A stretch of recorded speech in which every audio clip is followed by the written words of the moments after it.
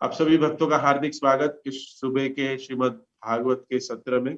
और बहुत सुंदर तरीके से आप लोग सभी भक्त लोग श्रीमद् भागवतम के प्रत्येक श्लोक पे चर्चा कर रहे हैं, जो जीवन की सबसे उच्च परिकाष्ठा है।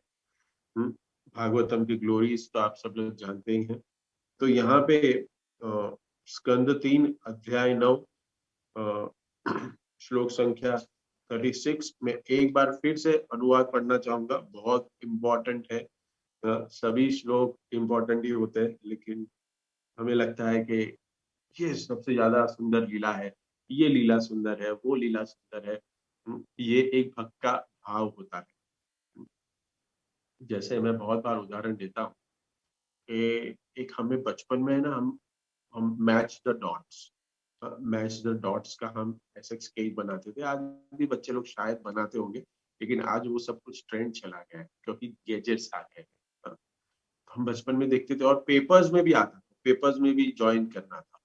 तो there are some curves, means एक कोई ऐसा पॉइंट होता था जहां पे उसका उसका आकार बनता है, करेक्ट। लेकिन बीच के भी जो पॉइंट्स होते हैं ना, जो स्ट्रेट लाइन है, ऐसे कुछ कर्व्स नहीं होते, लेकिन वो भी इंपॉर्टेंट होता है जिससे उसको स्वरूप मिलता है।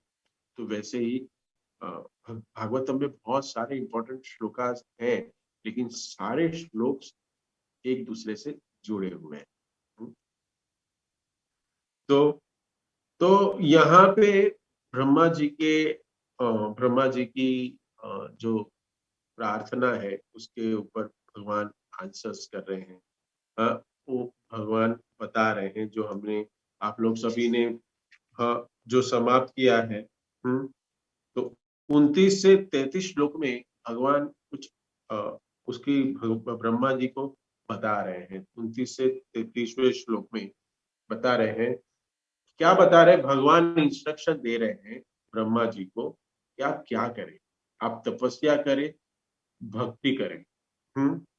और उसके बाद after that you can see me and see my related incarnations. आप मुझे देख पाएंगे और मेरे सारे स्वरूपों को देख पाएंगे। और कहाँ देख पाएंगे? इंपॉर्टेंट है, कहाँ देख पाएंगे? मन में देख पाएंगे। हाँ, ये एक भगवान हमने देखा, आपने देखा। और अभी 34 से 40 के श्लोक के बीच में हमारा एक श्लोक है जो 36 नंबर, उसमें क्या भगवान क्या बता रहे हैं कि भगवान की कृपा और जो वर देते हैं उनके बारे में वर्णन कर रहे हैं। भगवान की कृपा और उनके वर। ब्रह्मा जी को वर देंगे, आगे आप श्लोक में पढ़ेंगे। तो भगवान वर देंगे और कृपा इज मोस्ट इम्पोर्टेंट। कृपा कृपा की यहाँ चर्चा हो रही है। और भी आगे स्तुति होगी। हाँ, आगे स्तुति श्लोकों में स्तुति होगी। तो हम इतने दिनों से जो ब्रह्मा जी के प्रार्थनाएं समझने की कोशिश कर रहे हैं, हम चर्चा कर रहे हैं, करेक्ट। तो ये देखें, ये थर्ड कैंटो का ये जो है ना, इतना रोमांचकारी नहीं क्योंकि लीला नहीं है इसमें, बहुत तत्व है इसके अंदर। और हमें ये समझना चाहिए कि तत्व से हमारी भक्ति क्या होती है? दृढ़ होती है, हमारी आस्था दृढ़ बनती है, हमारी आस्था बनती है। तो ये समझना चाहिए। तो ये जो हम सारे श्लोक सोच रहे हैं, सुन रहे हैं, ब्रह्मा जी की प्रार्थना को सुन रहे हैं, उसका फल क्या मिलेगा? हाँ, तत्व जान रहे, बहुत कुछ जान रहे हैं। तो थोड़ा सा मैं इसके फल के बारे में कहूँ कि जिससे हम सभी को थोड़ा मोटिवेशन मिल जाए कि नहीं, ये फल मिलने वाला है मुझे। नहीं नहीं, ये थर्ड कैंटो भी पढ़ना पड़ेगा। भले इसमें तत्व है, इसमें बहुत यूनिवर्स के बारे में है, ब्रह्मा जी के बारे में है, कैसे सृष्टि होती है, कैसे गर्भोदक्षाय विष्णु, शिरोदक्षाय विष्णु, महाविष्णु, प्रभु जी, कुछ ये कैसे होता है समझ में नहीं आ रहा है, ये हमारी कल्पना के बाहर है। लेकिन ये अगर हम समझेंगे या पढ़ेंगे, सिर्फ पढ़ने से कह रहा हूँ, सिर्फ पढ़ने से, समझना तो हमारी ददामी बुद्धि योगम तम, अगर भगवान की कृपा हुई कि मैं ही बुद्धि देता हूँ समझने के लिए मेरे लिए, तब जाके हम कुछ हो सकते हैं। इसलिए यद्यपि मैं बद्ध आत्माओं को सरलता से ये नहीं हूं, श्लोक के अनुवाद में ही फर्स्ट लाइन है, सरलता से ये नहीं है। प्रभुपाद ऑलवेज सेज कि very simple, chant and be happy, correct. लेकिन जब हम भक्ति करने की कोशिश करते हैं तब हमें बहुत सारे हर्डल्स आते हैं, बहुत कुछ आते हैं। तो इतना सरल नहीं है, इतना सरल नहीं है। लेकिन अगर करने की कोशिश करें, करने की कोशिश करें, आगे के श्लोक में भी आएगा। जब मैं कल पढ़ रहा था सारे पीछे के आगे के श्लोक, तब देखा कि कोशिश करना इंपॉर्टेंट। आपने पहले के श्लोक में बताया, देखो 34 श्लोक में भी बताया, भगवत भक्तों की संख्या को नाना प्रकार से सदैव बढ़ाना चाहता है। जीव सेवा का ऐसा विस्तार भौतिकवादी के भले ही भौतिक लगे। ऐसे कार्यकलाप की योजना भौतिक कार्य प्रतीत हो सकती है, किंतु परमेश्वर की दिव्य इंद्रियों की तुष्टि के में लगे होने से उनकी शक्ति भिन्न भिन्न होती है। यहाँ पे बहुत इंपॉर्टेंट यह है कि हमें प्रचार करना है, बता रहे हैं प्रभुपाद तात्पर्य में लिख रहे हैं, प्रचार करना है। प्रचार करेंगे भक्तों की संख्या बढ़ेगी, हाँ, लेकिन हमें प्रयास करना है। भक्तों की संख्या बढ़ी तो भगवान की कृपा मिलेगी, ऐसा नहीं है। हर भक्त अगर कोई प्रचार करता है, कोई अपने अपने लेवल पे जो भी प्रचार कार्य में लगा हुआ है, जो वो जो वो सुख की अनुभूति करता है, वो जो प्रेम की अनुभूति करता है, वो दूसरों को बांटता है, प्रयास से ही फल मिलता है। हाँ, भले वो भक्त बने नहीं बने, बहुत बार देखते हैं प्रभु जी इतना कर रहे हैं लेकिन फिर भी लोगों को समझ में ही नहीं आ रहा है। हाँ, अरे नहीं समझेंगे, क्योंकि भगवान यहाँ बोल रहे हैं कि मेरे प्रकृति के 3 गुण जो है ना, उसके अधीन है वो अधीन है, और मेरी माया शक्ति काम करती है उनको मोहित करती है। तो ये भगवान और ब्रह्मा जी का ये जो संवाद है, ब्रह्मा जी को देख के, ब्रह्मा जी ने भगवान को देखा है, ये सब तत्व को जानने के बाद हमें क्या लाभ प्राप्त होगा। इतने समय से हम मेहनत कर रहे हैं समझने की, हाँ, तो हमें क्या फल मिलेगा। हाँ, कोई तो फल चाहिए। हाँ, फल तो चाहिए, क्यों क्यों चाहिए नहीं। हाँ, प्रभु जी कुछ कार्य कर रहे हैं, हमें बेनिफिट तो मिलेगा ना, नहीं तो ऐसे कैसे थोड़ी कर रहे हैं, तो क्या मिलेगा। तो फलश्रुति में क्या कहते हैं कि भगवान का नाम क्या है, वर ईश्वर। वर देने के ईश्वर, वरेश्वर, वर ईश्वर, वर देने में सबसे उत्तम है, वही वर के दाता है। कोई भी देवी देवता डेमिगॉड हमें वर नहीं देते, they are just a distributor. Manufacturer कोई अलग है, मैन्युफैक्चरर कोई अलग है, डिस्ट्रीब्यूटर है वो। लेकिन हम डायरेक्ट मैन्युफैक्चर से ले ले तो वही हम कर रहे हैं श्रीमद भागवतम। हम्म तो जो भी भक्त की जो भी इच्छा है, हाँ, ब्रह्मा जी की प्रार्थना जिस जिन भक्तों ने सुनी है, उन सभी भक्तों की इच्छाएं की पूर्ति करने वाले हैं भगवान। वर ईश्वर भगवान का नाम है, और वो बोल रहे हैं कि जो मेरी प्रार्थना करेंगे, ये सारी इच्छाएं मैं पूरी करता हूँ, उनकी सारी इच्छाएं पूरी करता हूँ। अभी प्रश्न उठेगा प्रभु जी कौन सी इच्छा है। हाँ, आध्यात्मिक इच्छा है। प्रभुपाद जी क्या प्रभुपाद यहाँ लिख रहे हैं कि शुद्ध भक्तों की इच्छा क्या हो। अभी शुद्ध भक्तों की इच्छा क्या होती है, करेक्ट, ये इच्छा होती है क्या, हमें ये समझना चाहिए हमारी इच्छा क्या है। प्रभु जी ये मिल जाए, वो मिल जाए, भौतिक वस्तुएं मिलने की इच्छा होती है, वो पूरा करेंगे, कि आध्यात्मिक इच्छा है वो पूरा करेंगे, भगवान कहेंगे। हम्म तो हम ये सुन रहे हैं कि हमारी जो भी आध्यात्मिक इच्छा है वो भगवान पूर्ण करेंगे, हमें फल स्तुति दे रहे। हाँ, फल स्तुति दे रहे। देखिए हम बहुत बार है ना वैष्णव भजन भी गाते हैं। देखिए न, वैष्णव भजन गाते हैं, तभी लास्ट में जो पद होता है ना, उसमें वो याचना करता है, वो जो लेखक होता है ना, वो कृपा की याचना करता है। नरोत्तम दास कहे, हाँ, वो बहुत सारे ऐसे नरोत्तम दास ठाकुर के भजन है, भक्ति विनोद ठाकुर के भजन है, हाँ, संध्या आरती में रोज गाते हैं हम लोग। तो ऐसे बहुत सारे भजन में उसमें एंड में वो कृपा की याचना करता है। तो यहाँ पे भगवान क्या कह रहे हैं कि कृपा दे दिया, लेकिन अभी तुम्हें कृपा देने के साथ साथ मैं वर भी दे रहा हूँ, वर भी दे रहा हूँ। तो ये हमें जानना बहुत जरूरी है कि हम इसको ऐसे, इसको कैसे हम जाने। तो बहुत ही सुंदर है कि यद्यपि मैं बद्ध आत्मा द्वारा सरलता से गे नहीं हूं, किंतु आज तुमने मुझे जान लिया है। आज तुमने मुझे जान लिया है। जाना कैसे है? तुमने मुझे कैसे जाना? भगवान की ही कृपा से। हम्म, भगवान कहते हैं ददामी बुद्धि योगम, तब मैं बुद्धि दूंगा और तब मुझे आप जानो। जन्म कर्म चमे दिव्यम यो में वेत्ति तत्व तत्वतः। मेरा जन्म और कर्म दिव्य है। उस दिव्य कर्म को, वो दिव्य कर्म जो है ना, उसको आप नहीं समझ सकते। हाँ, जब तक मेरी कृपा नहीं होती। मैं ही समझाता हूँ, मैं ही बुद्धि देता हूँ, नहीं तो मैं बुद्धि आपकी भ्रष्ट कर। हाँ? तो कृष्ण भगवान ब्रह्मा जी को कह रहे हैं, और आगे इसमें क्या कह रहे हैं कि रजोगुण के प्रभाव से भी आप नहीं होंगे, कभी भी विचलित नहीं होंगे। हाँ, आगे के श्लोक में 34 श्लोक में बता 35 श्लोक में बता रहे हैं, क्योंकि सृष्टि के निर्माण कर रहे हो आप, तो आपको तो रजोगुण की जरूरत है, लेकिन फिर भी उससे प्रभाव में प्रभाव में रहने के बाद भी नहीं रहोगे। के रहने के बाद भी तुम्हारा मन जो है मेरे ऊपर ही केंद्रित रहेगा। हाँ? यहाँ पे कह रहे हैं। तो प्रश्न यहाँ उठता है कि 10वें अध्याय में हम देखते हैं कि 10वें अध्याय में ब्रह्म विमोहन लीला कैसे हुई थी। 10वें स्कंद में हम देख रहे हैं कैंटो में।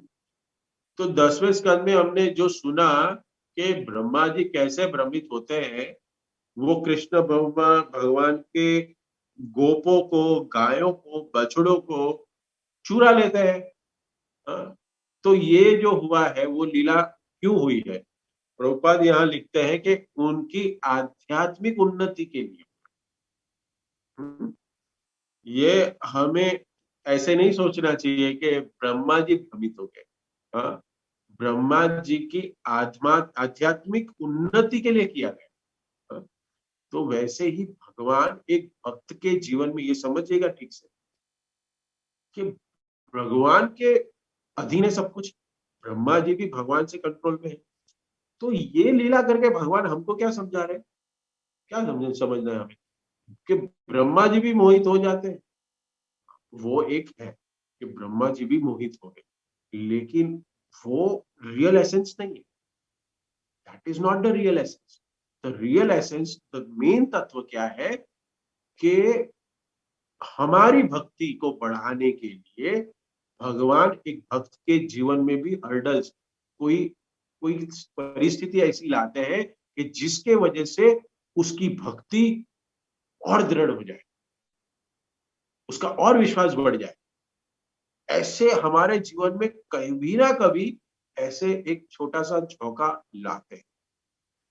जैसे अभी देख रहे हैं हम लोग बांग्लादेश में क्या हो रहा है।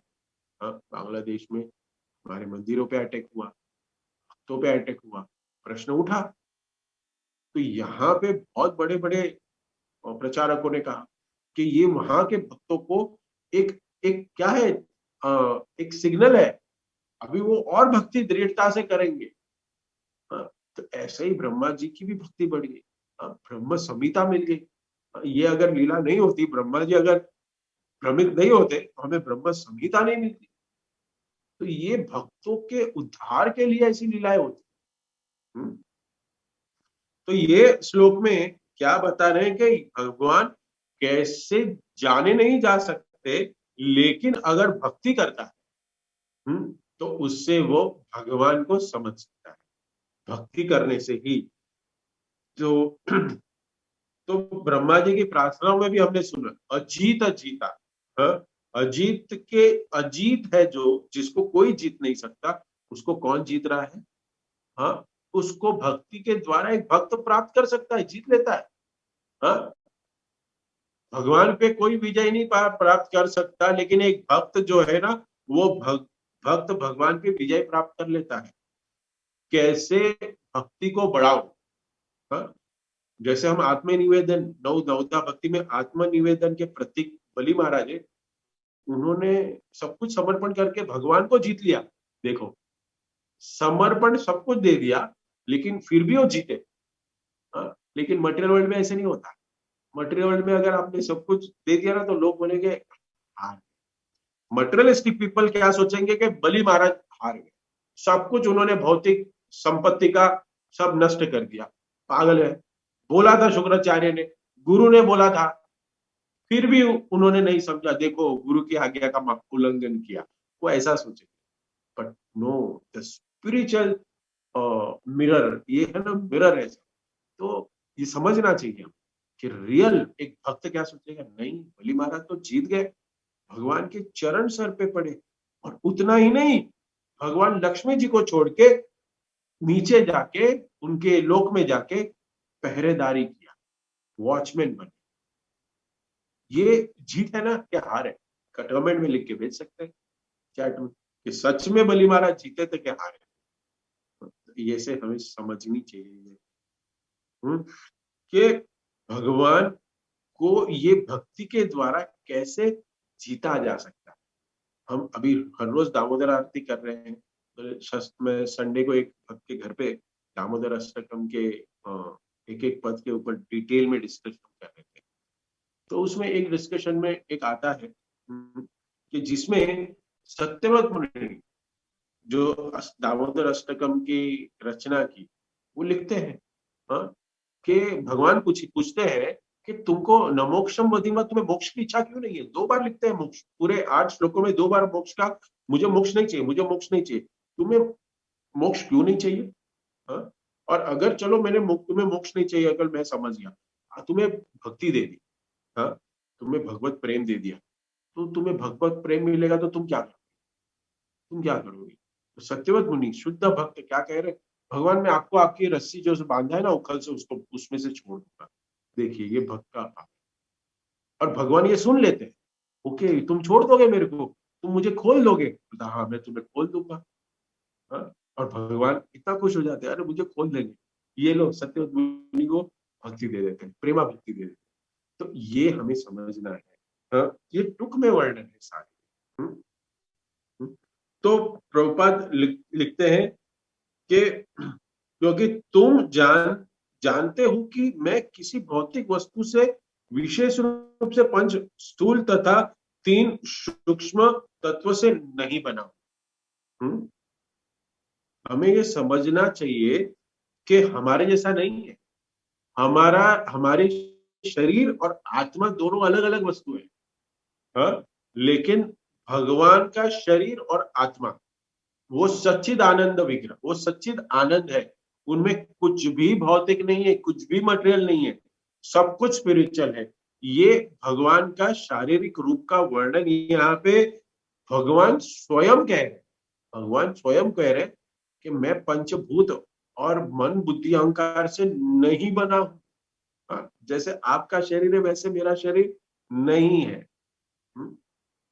तो बहुत इंपॉर्टेंट है ये चीज, ये समझने के लिए।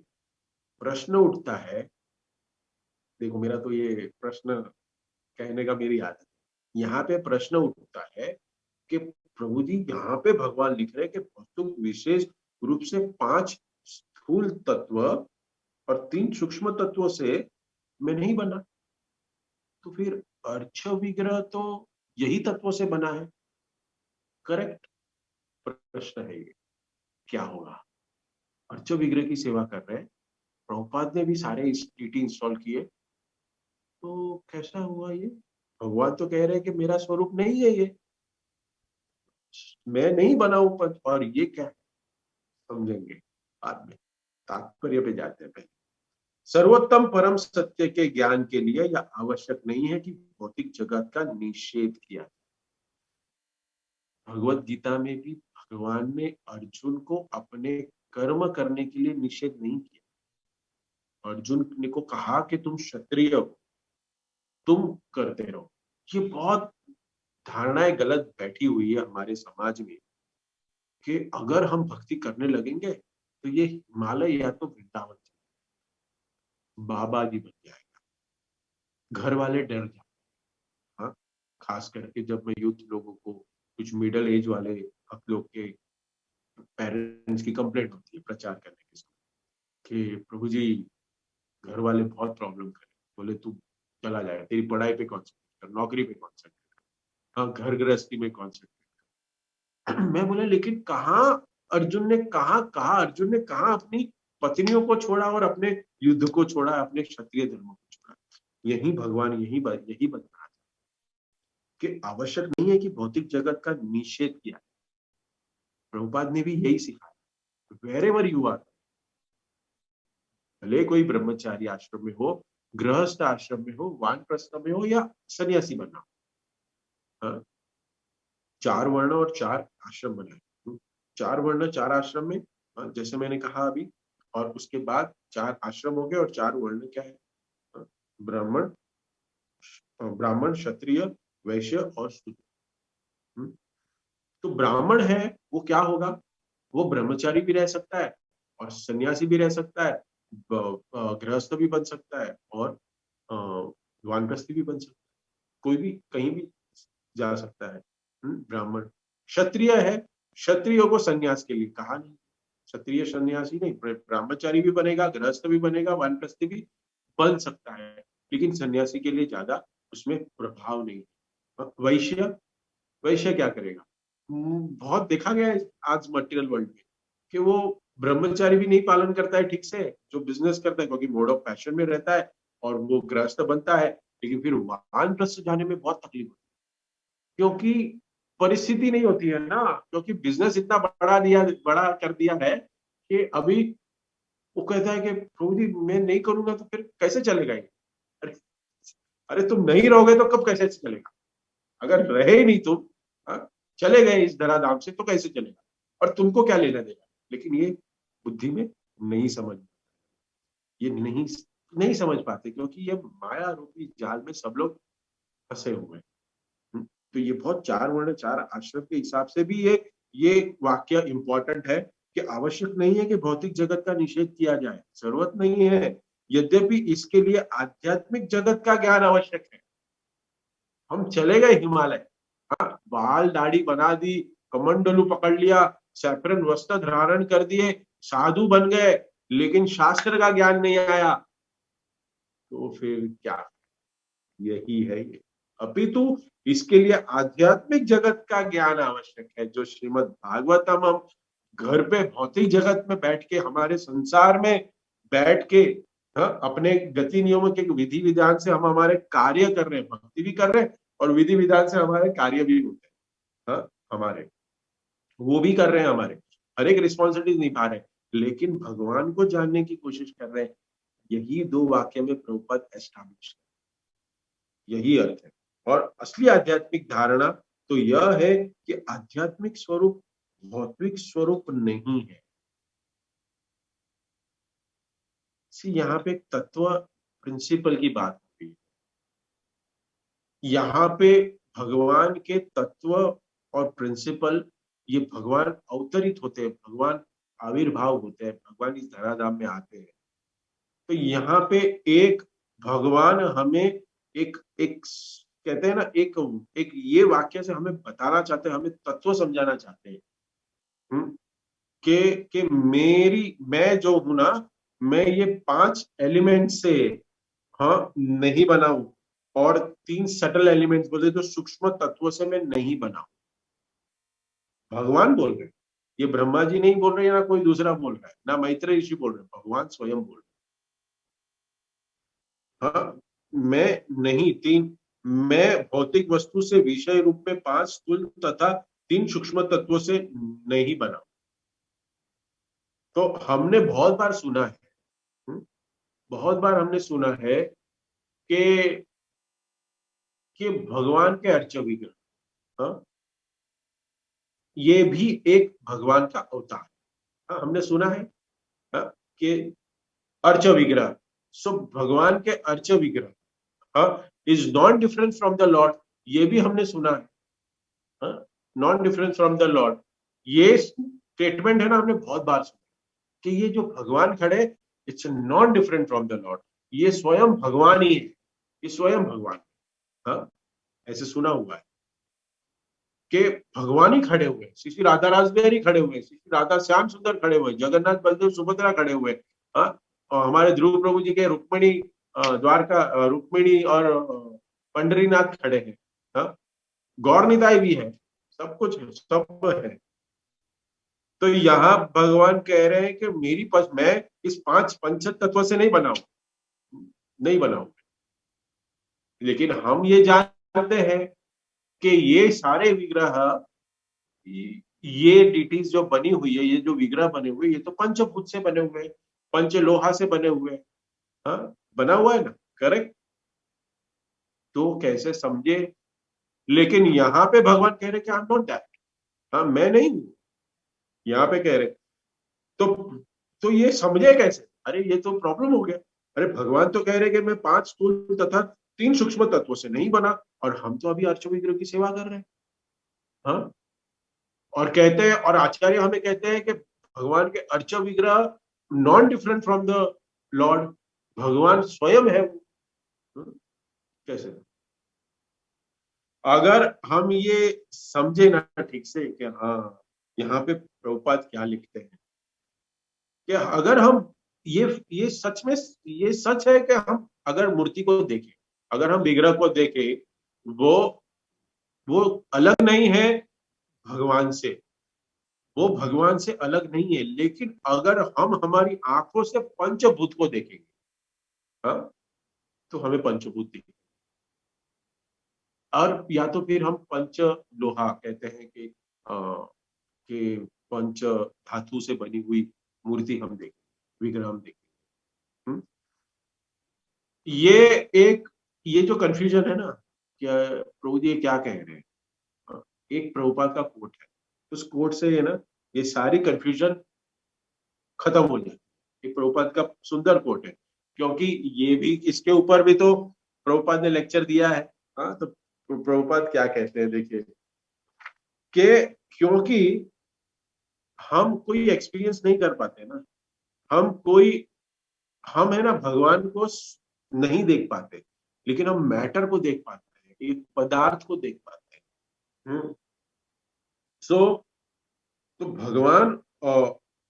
भगवान कहे अर्च विग्रह के स्वरूप में हमारे समक्ष भगवान प्रकट होते हैं।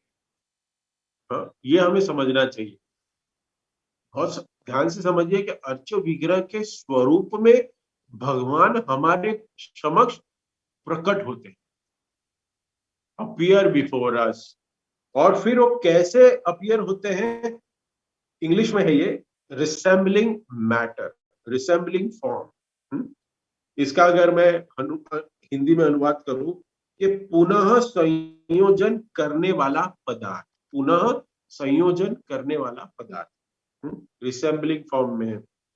तो क्या है कि वो हमें फैसिलिटी देता है भगवान को देखने की, हमारे ये भौतिक चक्षुओं से भगवान को देखने की फैसिलिटी देता है वो विग्रह। आई होप आप समझ रहे हैं। प्रभुपाद यह बता रहे हैं रिसेंबलिंग फॉर्म, ये अपीयर बिफोर अस इन रिसेंबलिंग मैटर, रीअसेंबलिंग मैटर। अगर हम एग्जाम्पल के लिए ले, प्रभुपाद की डिटीज, हम घर में सब लोग मूर्ति रखते हैं, विग्रह रखे हैं, सब लोग रखते हैं। हम मंदिर में जाते हैं तो प्रभुपाद की तो लाइफ साइज की हम डिटीज देखते हैं। और कितने सारे भक्त लोग नहीं, लेकिन जितने भी दर्शनार्थी आते हैं राधा रासबिहारी में, एक्सपीरियंस किया गया है कि सबको लगता है कोई बैठा हुआ है, फिर ध्यान से देखते हैं ना, फिर देखते हैं अरे कोई बैठा नहीं हुआ है। तो साक्षात कोई कहता अरे वो, हम, मुझे ऐसे लग रहा है, एक भक्त मुझे बता रहा था कि प्रभु जी प्रभुपाद बैठे हुए हैं ऐसा लगता है। अरे बाबा बैठे ही हुए हैं, देखा, ये भाव होता है, अरे ऐसे लगता है बैठे हुए हैं। अरे यही तो भक्ति है, कि आप समझो, हम समझे कि सच में बैठे हुए हैं, कि ना वो फाइबर ग्लास हम समझे उनको। आप समझ रहे हैं, करेक्ट? हाँ, तो प्रभुपाद अपने खुद के सच्चिदानंद विग्रह स्वरूप में बैठे हुए हैं। हाँ, हमें नहीं पता वो फॉर्म, क्योंकि हमने देखा नहीं, हमारे पास वो दिव्य चक्षु है नहीं। भगवान ने तो अर्जुन को दिए थे, हमारे पे कृपा हुई नहीं है, हमें तो दे नहीं रहे। प्रॉब्लम इधर है कि हमने मांगे भी नहीं। अर्जुन ने तो पूछा ना, I want to see your universal form, मुझे तुम्हारा यूनिवर्सल फॉर्म देखना है। लेकिन हमने उत्कंठा से मांगा कहाँ है दिव्य चक्षु? कि मुझे दो दो। तो यहाँ पे प्रभुपाद के ये विग्रह को हम कैसे समझे, हाँ, कि यहाँ पे कैसे होता है, वो कैसे भगवान इनकार्नेशन करते हैं, प्रभुपाद कैसे वहां पे स्थापित होते हैं, इसको हम समझते हैं। तो अगर इसको समझ गए ना, तो सारे विग्रह के लिए सेम है, इसलिए भगवान को रख दीजिए, प्रभुपाद के लिए हम बात करेंगे। हाँ, तो वही एप्लीकेशन वही भी होगा। सो प्रभुपाद, हाँ, Prabhupada is connected to Krishna. हाँ, तो वहां प्रभुपाद वहां पे अवतरित होंगे, वहां पे आएंगे, और रिसेंबलिंग फॉर्म मीन्स ये पंच महाभूत से या फिर धातु से बनी हुई ये जो विग्रह है उसमें अपना स्वरूप लेंगे। हम्म हम्म कि उनका जो स्वरूप जो है ना, वो उसमें प्रभावित हो जाता है, उनका जो स्पिरिचुअल फॉर्म है ना, वो फॉर्म को कन्वर्ट करते हैं, इट्स कन्वर्टेड, वो उसमें उसमें बैठते हैं, और फिर वो हमें सेवा करने का अपॉर्चुनिटी देते हैं। अगर हम देखते हैं कि ये पंच महाभूत है या फाइबर ग्लास, करेक्ट, लेकिन प्रभुपाद ने जो फॉर्म लिया हुआ है, प्रभुपाद जो आए हैं डिटीज में, वो तो स्पिरिचुअल फॉर्म में आए, हाँ, लेकिन देखो सब कुछ साइन फेस सब कुछ वैसे बहुत सुंदर तरीके से ऐसे लगता है, लाइव लगना चाहिए, ऐसे ही मूर्तिकार या शिल्पकार जो है वो बहुत सुंदर तरीके से विग्रह बनाता है कि वो लगे कि वो सच में। हम भी कभी कभी देखे हैं ना प्रभुपाद के, तो राधा रास बिहारी मोस्ट ब्यूटीफुल ऐश्वर्य भाव में, और राधा गोपीनाथ, वो राधा गोपीनाथ वो एकदम बाल बाल जैसे थे।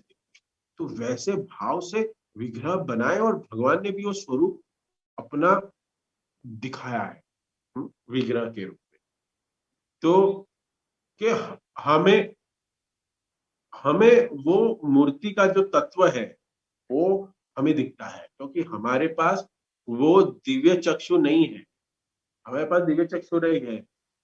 तो ये जो जो परमात्मा है, या हम भगवान कहे या प्रभुपाद कहे, वो इस ये जो पंच महाभूत या धातु से बनी हुई डीटीज में अपना स्वरूप बनाते हैं, अपना स्वरूप रखते हैं, कि हम भक्तों को सेवा अर्चना करने की अ, हमें अपॉर्चुनिटी दी जाए, हमें सेवा अर्चना करने के लिए, हमें वो हमारा भाव व्यक्त करने के लिए, हमें सेवा करने के लिए वो स्वरूप ग्रहण करते हैं, ये समझना चाहिए।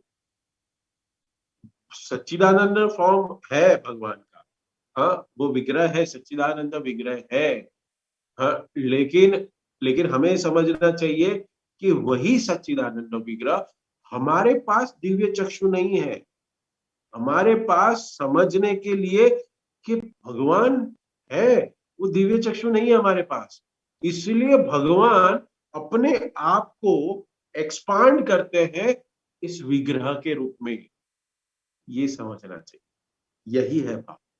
देखिए ये श्लोक से, ये जो निर्विशेषवादी होते हैं ना, और जो जो मूर्ति पूजा, आर्य समाजी मूर्ति पूजा करने के लिए बहुत अगेंस्ट है, उनके लिए तो बहुत इंपॉर्टेंट श्लोक है ये, कोट कर देंगे, देखो आपके ही भगवान ने कहा, पंचभूत भूत से आप नहीं बने, मन बुद्धि अहंकार से भी नहीं बने, तो आप लोग डीटी वर्शिप क्या करते हो, तो पत्थर की बनी हुई है, ये तो लोहे की बनी हुई है, वो मार्बल की बनी हुई है, कैसे कर रहे हो, नहीं करना चाहिए, भगवान ने ही ना बोला, नहीं, लेकिन आचार्य क्या कहते हैं, हम्म, ये प्रभुपाद ने हमें ये बताया, नहीं तो देखो इस श्लोक से हम समझ सकते हैं, तात्पर्य से हम समझ सकते हैं कि हम ऐसे निर्विशेषवादियों का कैसे खंडन करें, कैसे खंडन कर सकते हैं, क्योंकि हमारे पास वो चक्षु नहीं है देखने के लिए भगवान को, इसके लिए भगवान की वो असीम कृपा है हम पे, कि वो अर्च विग्रह में स्वयं विराजमान होते हैं। ये देखिए, हम आटा बुनते हैं, बहुत सुंदर उदाहरण, उस आटा से वो एक मेन, अगर एक मेन सब्सटेंस हम ले लेके, मेन है आटा, उसमें से आप पूरी भी बना सकते हैं, रोटी भी बना सकते हैं, और वो डो से आप बेक करके आप कोई बिस्किट भी बना सकते हैं, कुछ भी कर सकते हैं, लेकिन वो तो वही रहेगा ना, वो आटा तो मेन सब्सटेंस है। वैसे हमें समझना चाहिए कि भगवान सच्चिदानंद विग्रह है, लेकिन हम पे कृपा करने के लिए ये अर्च विग्रह में वो स्वयं विराजमान होते हैं कि जिससे हम उनकी सेवा करें, हम उनकी पूजा करके हम हमारे हृदय को शुद्ध कर सके करके हम धराधाम लौट सके, सेवा करें। हमें सेवा करने के अपॉर्चुनिटी के लिए वो ये विग्रह में विराजमान। मैं ये रूम में बैठा हूं, अगर मैं मंदिर में दिया रहता तो मैं बता सकता, प्रभुपाद, राधा रास बिहारी, श्याम सुंदर, मैं बता सकता, but I am here, there is a photograph behind. ये भाव है, ये समझना चाहिए कि ब्रह्मा ने भगवान के नित्य रूप की उस तरह से प्रशंसा की और भगवान ने ब्रह्मा की आध्यात्मिक धारणा का अनुमोदन किया। भगवत गीता में भी भगवान ने कृष्ण के शरीर को उस भौतिक अवधारण की निंदा की है, भौतिक नहीं है। भगवान अपने अनेकानेक आध्यात्मिक रूपों में से किसी एक में प्रकट हो सकते हैं, किंतु वे न तो भौतिक वस्तु से बने होते हैं, न ही उनके शरीर तथा आत्मा में कोई अंतर होता है। हाँ, तो ये अर्च विग्रह है। हाँ, ये बहुत सुंदर है। ये जो विग्रह है ना, ये हमारे ये हमारे लिए भगवान अवतरित होते हैं। भगवान उस विग्रह में हमें सेवा मौका देके हम भगवान भगवत प्राप्ति करें, भगवत प्रेम प्राप्त करें, इसके लिए भगवान हम पे ये कृपा करें। कृपा is most important in devotion, most important. ये भी हम सब ने पढ़ा कि भगवान भी कह रहे हैं कि मैं तुम पे कृपा करूंगा, तुम मत प्रॉब्लम में, तुम मत सोचो कि मैं कैसे करूंगा, ये मैं करवाऊंगा तुमसे, मैं तुमसे करूंगा, तुम सिर्फ प्रयास करो, तुम सिर्फ प्रयास करो। भगवान के आध्यात्मिक स्वरूप के चिंतन की यही विधि है। मतलब क्या है कि प्रभुपाद सच्चिदानंद विग्रह है, वो कोई भी फॉर्म ले सकते हैं। हाँ, भगवान कोई भी फॉर्म ले सकते हैं। जैसे भगवान का फॉर्म क्या है, नदियों में भी हो जाते हैं। भगवान तो गोवर्धन भी है, हाँ, भगवान तो गिरिराज धरण भी है। हम देखते हैं ना, पर्वत का रूप धारण कर लिया, नदियों का रूप धारण करते हैं। राधा कुंड श्याम कुंड का अभी हमने दर्शन किया, साक्षात राधा रानी है राधा कुंड, और वहां से बाजू में ही सेतु के उस पार श्याम कुंड है, भगवान ही स्वयं कृष्ण। यहाँ का कलर अलग है, वहां का कलर अलग है पानी का। हम सबने देखा, वहां पे काला पानी है, यहाँ पे गोरा पानी। तो ये अलग अलग स्वरूप में भगवान स्थापित होते हैं। देखिए, पानी भी क्या है, वो पंच महाभूत है, लेकिन वहां पे हम क्या कह रहे हैं कि नो, इस राधा को उसका जल पीते हैं, हम चरणों पे छिड़कार करते हैं, कोई कोई भक्त आदर के साथ उसमें डुबकी लगाते हैं। तो फिर ये तो भौतिक है। भगवान कह रहे हैं कि मैं नहीं स्वरूप में हूं, तो फिर ये क्या है? अरे बाबा, आते हैं भगवान, इसमें स्वरूप में आते हैं, हमारे लिए आते हैं, हमको कृपा करें, हमारे ऊपर कृपा करें। क्योंकि हम स्पिरिचुअल फॉर्म नहीं देख सकते, हम उनके स्पिरिचुअल फॉर्म को नहीं देख सकते, सच्चिदानंद विग्रह को हम नहीं दे सकते। हाँ, अगर हम भगवान को ऑफर करें गाल, हाँ, पुजारी करता है, हाँ, वो डिटीज को, हाँ, वो कर रहा है, वो किसके लिए कर रहा है? ये हार डाल रहा है, वो अपने लिए कर रहा है। भगवान को तो सुंदर देखने के लिए, लेकिन वो सेवा करके अपना उद्धार करने के लिए कर रहा है। ये हमें समझना चाहिए। तो बहुत सुंदर है। भगवान के आध्यात्मिक स्वरूप के चिंतन की यही विधि है। क्या विधि है? साधना भक्ति करके हम ये अर्च विग्रह की पूजा करके, विधि करके, अर्च विग्रह की सेवा करके, जप करके, भक्तों का संग लेके, और शास्त्रों के जो तात्पर्य और अनुवाद है, उसको हमारे आचार्यों की टीका से हम समझे। सबसे ये श्लोक में जब मैंने पढ़ा, जब मुझे दयालु गोविंद प्रभु ने कहा कि ये श्लोक पढ़ना है, तो I immediately open the Bhagavatam और मैंने देखा, हमने ये तो क्या है, पढ़ना पड़ेगा, ये तो डिटेल में बहुत ज्यादा रिसर्च करना पड़ेगा, ये क्या है। सूक्ष्म तत्वों से नहीं बना। हाँ, वो तो समझ में आता है, चलो मन बुद्धि अहंकार तो नहीं होगा, लेकिन पंच महाभूत तो दिख रहा है विग्रह में।